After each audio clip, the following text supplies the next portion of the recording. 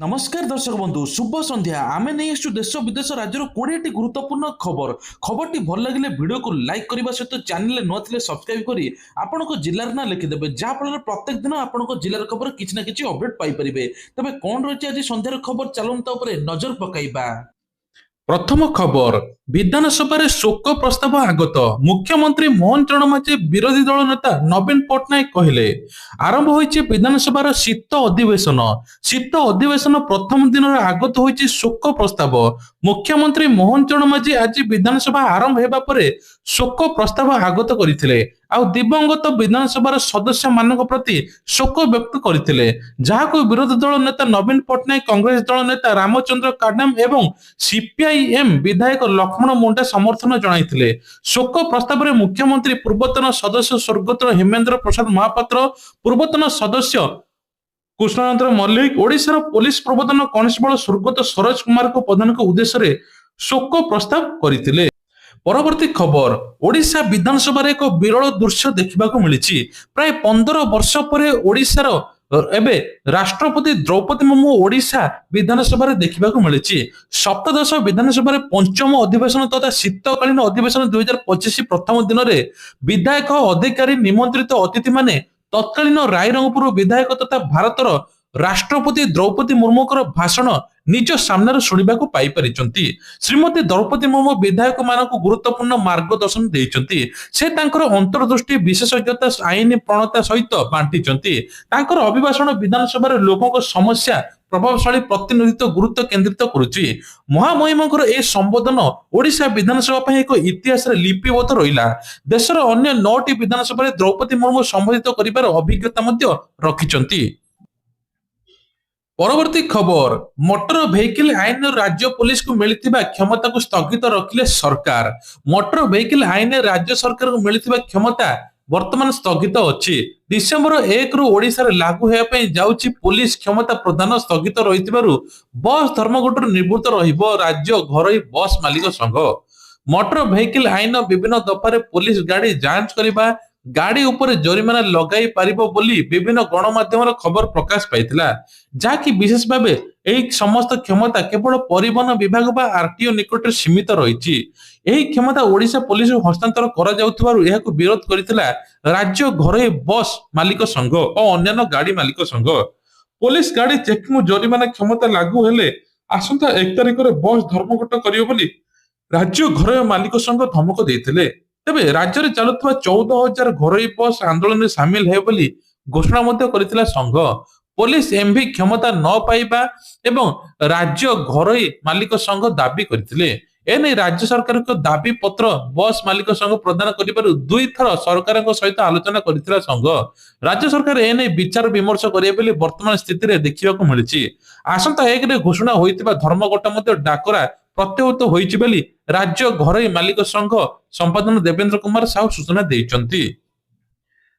परवर्ती खबर तेबे मुख्यमंत्री मोहन चरण माझी एबे जन शिविर रे मध्य बड़ घोषणा करिसंती पाखापाखि 96% लोकंकर जन प्रतिनिधि रे मध्य समाधान होइछि तेबे 91 नुहे 36 जनकर एबे दरमा मध्य बंद होइछि तेबे कह मुख्यमंत्री अभियोग प्रकोष्ठ खपा को नहीं दरमा बंद करिसंती प्रसंग सानी संशोधन तालिका जारी करिछि कटक जिला प्रशासन 91 जनकर स्थान में प्रशासन 36 जनक दरमा बंद करिछि वरिष्ठ पाह्या अधिकारी माने पूर्वत तालिकार बाद पड़िचंती एने अतिरिक्त जिलापाल शिव टोपे सूचना देइचंती गतकाली प्रकाशित विज्ञप्ति अनुसार कटक ग्रामांचल एसपी एवं सीएमसी कमिशनर एवं जिला मुख्य चिकित्सा अधिकारी समेत 91 जन सरकारी अधिकारी दरमा बंद पर निर्देश दिया एने कटक अतिरिक्त जिलापाल शिव टोपे सूचना देइचंती।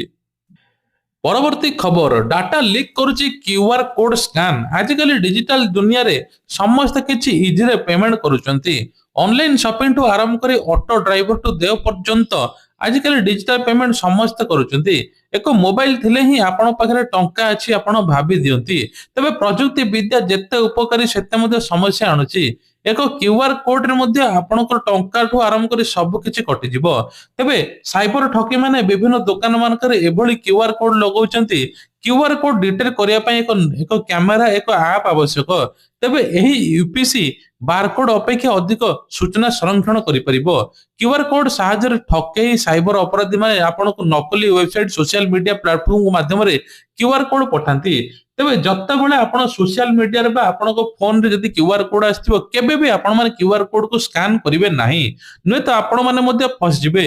ସାଙ୍ଗେ ସାଙ୍ଗେ ଟଙ୍କା ନ କଟିଲେ ଆପଣଙ୍କ ଡାଟା ମଧ୍ୟ ଲିକ୍ ହୋଇଯିବ, କିଛି ଦିନ ପରେ ଆପଣଙ୍କ ଧଡ଼ାଧଡ଼ ଟଙ୍କା କଟିବ।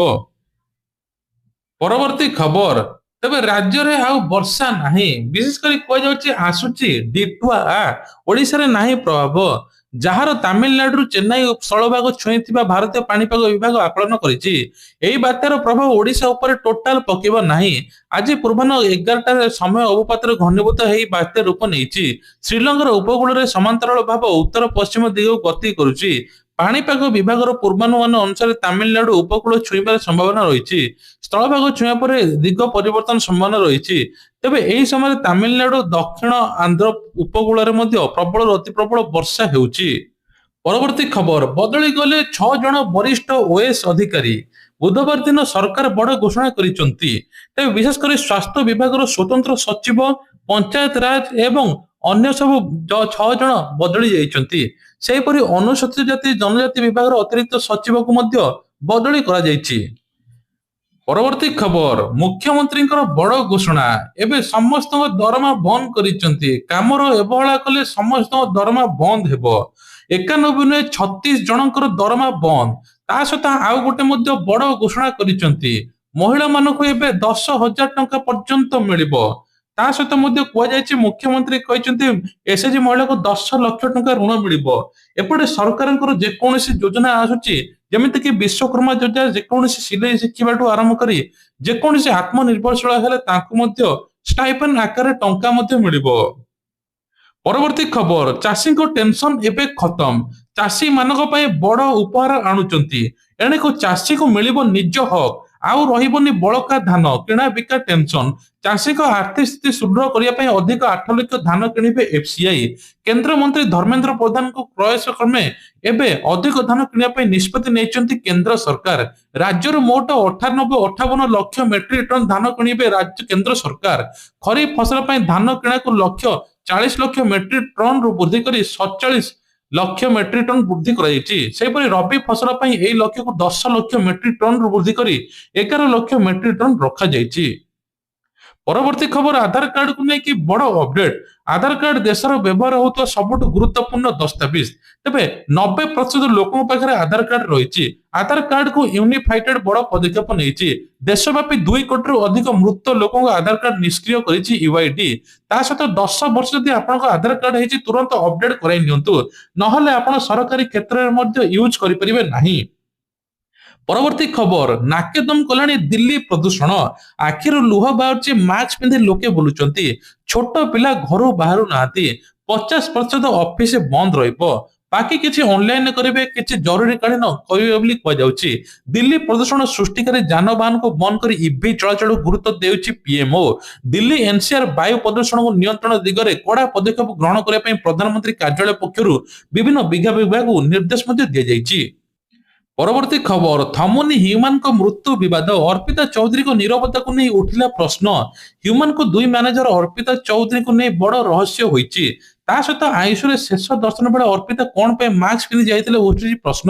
ବରିଷ୍ଠ ଫିଲ୍ମ ପ୍ରଯୋଜକ ଟୁଡୁ ନାୟକ ଏ ନେଇକି ମଧ୍ୟ ପ୍ରଶ୍ନ ଉଠାଇଛନ୍ତି। ଏ ନେଇକି ମଧ୍ୟ ଆହୁରି ତଦନ୍ତ ହେବା ଦରକାର ବୋଲି କୁହାଯାଉଛି। ସେପଟେ କୁହାଯାଇଛି ଯେ ଏଥର ତଦନ୍ତ ନହେଲେ ଆମେ ରାଜରାସ୍ତାକୁ ଓହ୍ଲାଇବୁ। ହ୍ୟୁମାନଙ୍କ 3 ସହଯୋଗୀଙ୍କ ଭୂମିକାରେ ତଦନ୍ତ ପରିସରଭୁକ୍ତି କରିବାକୁ ଦାବି କରାଯାଇଛି। ନଭେମ୍ବର 17 ତାରିଖରେ ଚିକିତ୍ସାଧୀନ ଅବସ୍ଥାରେ ଭୁବନେଶ୍ୱର ଏମ୍ସରେ ପ୍ରାଣ ହରାଇଥିଲେ ହ୍ୟୁମାନ ସାଗର। ପୁଅର ମୃତ୍ୟୁ ପାଇଁ ମା ଶେଫାଳି ସୁନା ହ୍ୟୁମାନ ସାଗର 2 ମ୍ୟାନେଜର ଏବଂ ଅର୍ପିତାକୁ ଦାୟୀ ମଧ୍ୟ କରିଥିଲେ। ହ୍ୟୁମାନଙ୍କ ବ୍ୟବହାର କରାଯାଉଥିଲା, ତାଙ୍କ ଦେହ ସତ୍ତ୍ୱେ ମଧ୍ୟ ବାରମ୍ବାର ଷ୍ଟେଜକୁ ଚଢାଯାଉଥିଲା। ଏବେ ପୁଣି ଆଉ ଥରେ ତଦନ୍ତ ଚାଲିବ ବୋଲି କୁହାଯାଉଛି। ମୋଦି ସରକାରଙ୍କର ବଡ ଘୋଷଣା। ଉଦ୍ୟୋଗପତି ମାନଙ୍କ ପାଇଁ ଖୁସି ଖବର। 10 ଲକ୍ଷ ପରିବର୍ତ୍ତେ ସରକାର 20 ଲକ୍ଷ ଏବେ ଘୋଷଣା କରିଛନ୍ତି ଋଣ। ଯାହା ଫଳରେ ଏବେ ଉଦ୍ୟୋଗପତି ମାନେ ଏମଏସଏମଇ ଯୋଜନା ମାଧ୍ୟମରେ 20 ଲକ୍ଷ ପର୍ଯ୍ୟନ୍ତ ଋଣ ପାଇପାରିବେ। ତା ସହିତ କହିଛନ୍ତି ଏଥର ଯୁବକ ମାନଙ୍କୁ 15,000 ଟଙ୍କା ମିଳିବ। ନୂଆ ନିଯୁକ୍ତି ଯୋଉମାନେ ପାଇଥିବେ ତାଙ୍କୁ 15,000 ଟଙ୍କା ମିଳିବ। ବର୍ଷେ ପର୍ଯ୍ୟନ୍ତ ଯଦି ରହିଲେ ତାଙ୍କୁ 15,000 ମିଳିବ। ତା ସହିତ ବିଶ୍ୱ ପୁଞ୍ଜି ନିବେଶକାରୀଙ୍କ ପାଇଁ ଭାରତୀୟ ମହାକାଶ କ୍ଷେତ୍ର ଏକ ଆକର୍ଷଣୀୟ କେନ୍ଦ୍ର ଭାବେ ଉଭା ହୋଇଛି। ଭାରତୀୟ ମହାକାଶ ଷ୍ଟାର୍ଟଅପ୍ ଏବଂ ସ୍କାଏ ରୁଟ୍ର ଇନଫିନିଟି କ୍ୟାମ୍ପସକୁ ଭିଡିଓ କନଫରେନ୍ସିଂ ମାଧ୍ୟମରେ ଆଜି ଉଦ୍ଘାଟନ କରିବା ଅବସରରେ ପ୍ରଧାନମନ୍ତ୍ରୀ ମୋଦି କହିଛନ୍ତି ଭାରତୀୟ ମହାକାଶ କ୍ଷେତ୍ରରେ ସରକାର ପକ୍ଷରୁ ଅନେକ ସଂସ୍କାରମୂଳକ ପଦକ୍ଷେପ ଗ୍ରହଣ କରାଯାଇଛି। ସରକାର ମହାକାଶ କ୍ଷେତ୍ରରେ ନବ ସୃଜନ କାର୍ଯ୍ୟ ବିଦେଶୀ ପୁଞ୍ଜି ନିବେଶକାରୀଙ୍କ ପାଇଁ ଉନ୍ନତ କରିଛନ୍ତି। ଶ୍ରୀ ମୋଦି କହିଛନ୍ତି ଆସନ୍ତା ବର୍ଷ ଗୁଡିକରେ ବିଶ୍ୱ ମହାକାଶ ଅର୍ଥନୀତି ଦ୍ରୁତ ବିକଶିତ ହେବ। ଏହା ଆମ ଦେଶର ଯୁବକମାନଙ୍କ ପାଇଁ ବିପୁଳ ନୂତନ ନିଯୁକ୍ତି ମଧ୍ୟ ସୃଷ୍ଟି କରିବ। ପରବର୍ତ୍ତୀ ଖବର ରହିଛି ପଶ୍ଚିମବଙ୍ଗ ଜିତିବାକୁ ବିଜେଡିର ବଡ ରଣନୀତି। ମମତାଙ୍କ ଗଡ଼ ଭାଙ୍ଗିବା ପାଇଁ ସିକ୍ରେଟ ପ୍ଲାନ। ବିହାର ନିର୍ବାଚନ ସଫଳତା ପାଇବା ପରେ ଏବେ ପଶ୍ଚିମବଙ୍ଗ 5ଟି ଜୋନରେ ବିଭାଗ କରି ସଂଗଠନକୁ ଆହୁରି ମଜବୁତ କରିବା ପାଇଁ ପ୍ଲାନ ପ୍ରସ୍ତୁତ କରାଯାଇଛି। ଏମିତିକି 6 ରାଜ୍ୟରେ 5 ଜଣ ବରିଷ୍ଠ ନେତାଙ୍କୁ ମଧ୍ୟ ବେଙ୍ଗଲ ପଠାଇ ଦଳ ସେଠାରେ ସଂଗଠନକୁ କିଭଳି ଆହୁରି ସୁଦୃଢ କରିବା ପାଇଁ ସେ ନେଇକି ସବୁ କଥାବାର୍ତ୍ତା ଚାଲିଛି। 12 ଜଣ ନେତାଙ୍କ ଭିତରେ 6 ଜଣ ସଂଗଠନର ମନ୍ତ୍ରୀ ଥିବା ବେଳେ ଆଉ 6 ଜଣ ସହାୟକ ନେତା ମନ୍ତ୍ରୀ ମଧ୍ୟ ଅଛନ୍ତି। ବିଜେପିର ଲକ୍ଷ୍ୟ ରହିଛି ଏହି ସମୟରେ 65% ବୁଥରେ କିଭଳି ଦଳକୁ ଆହୁରି ଅଧିକ ସଂଗଠିତ କରିହେବ ସେ ନେଇକି ମଧ୍ୟ ଆଲୋଚନା ଚାଲିଛି। ପରବର୍ତ୍ତୀ ଖବର ହଉଛି ଶ୍ରୀମନ୍ଦିରକୁ ଐତିହ୍ୟ ଆଲୋକୀକରଣ କରାଯିବ। ପୁରୀ ଶ୍ରୀମନ୍ଦିରକୁ ଐତିହ୍ୟ ଆଲୋକୀକରଣ କରାଯିବ। 10 କିଲୋମିଟର ଦୂରରୁ ଆଲୋକିତ ଦ୍ୱାରା ଶ୍ରୀମନ୍ଦିର ଦୃଶ୍ୟମାନ ହେବ। ଏନେଇକି ସୂଚନା ଦେଇଛନ୍ତି ଶ୍ରୀମନ୍ଦିର ମୁଖ୍ୟ ପ୍ରଶାସକ ଅରବିନ୍ଦ ପାଢୀ। ଶ୍ରୀମନ୍ଦିର ମୁଖ୍ୟ ପ୍ରଶାସକ ସୂଚନା ଦେଇଛନ୍ତି ପ୍ରତ୍ନତତ୍ତ୍ୱ ବିଭାଗ ଦ୍ୱାରା ଡିପିଆର ପ୍ରସ୍ତୁତ ହୋଇଛି। ଏଥିପାଇଁ 17,12,00,000 ବ୍ୟୟ ବରାଦ ମଧ୍ୟ କରାଯାଇଛି। ପରବର୍ତ୍ତୀ ଖବର ନୀତିଶଙ୍କ ବଡ ଘୋଷଣା 1 କୋଟି ଯୁବକଙ୍କୁ ମିଳିବ ଚାକିରି ସହିତ ରୋଜଗାର। 10ମ ଥର ପାଇଁ ମୁଖ୍ୟମନ୍ତ୍ରୀ ଭାବରେ ଶପଥ ଗ୍ରହଣ କରିବା ପରେ ମୁଖ୍ୟମନ୍ତ୍ରୀ ନୀତିଶ କୁମାର ସରକାରଙ୍କର ଏଜେଣ୍ଡା ପ୍ରାଥମିକତାକୁ ନେଇ ଆକ୍ସନ ମୋଡରେ ଅଛନ୍ତି। ସେ ସ୍ପଷ୍ଟ କରିଛନ୍ତି ନୂତନ ସରକାର ପ୍ରାଥମିକତା ଲକ୍ଷ୍ୟ ହେଉଛି ଯୁବକମାନଙ୍କୁ ଚାକିରି ନିଯୁକ୍ତି ପ୍ରଦାନ କରିବା। ନୂତନ ସରକାର ପ୍ରଥମ କ୍ୟାବିନେଟ ବୈଠକ ପରେ Nitish Kumar social media post share କରିଛନ୍ତି ଯେଉଁଥିରେ କୁହାଯାଇଛି 2020 ରୁ 2025 ମଧ୍ୟରେ 50 ଲକ୍ଷ ଯୁବକଙ୍କୁ ସରକାରୀ ଚାକିରି ନିଯୁକ୍ତି ପ୍ରଦାନ କରାଯାଇଛି। ଆଗାମୀ 5 ବର୍ଷ ମଧ୍ୟରେ 2025 ରୁ 30 ଭିତରେ 1 କୋଟି ଯୁବକଙ୍କୁ ଚାକିରି ଦିଆଯିବ ବୋଲି ସୂଚନା ମିଳିଛି। ପରବର୍ତ୍ତୀ ଖବର ଚାପରେ ମାଇକ୍ରୋଫାଇନାନ୍ସ ଉଦ୍ୟୋଗ। ବଡ଼ ରାଜ୍ୟରେ ବଢୁଛି ଋଣ ଖିଲାପଙ୍କ ସଂଖ୍ୟା। ତେବେ ଭାରତରେ ମାଇକ୍ରୋଫାଇନାନ୍ସ ଉଦ୍ୟୋଗ ପାଇଁ ଏବେ ଚିନ୍ତାରେ ବଢି ଚାଲିଛି। ପଶ୍ଚିମବଙ୍ଗ, ଉତ୍ତରପ୍ରଦେଶ, ଗୁଜରାଟ, ଓଡିଶା, ତେଲେଙ୍ଗାନା, ମହାରାଷ୍ଟ୍ର ଋଣ ଖିଲାପ ଯୋଗୁଁ ଏବେ ଆସେଟ ଗୁଣବତ୍ତା ସୂଚକ ଖରାପ ହେବାରେ ଲାଗିଛି।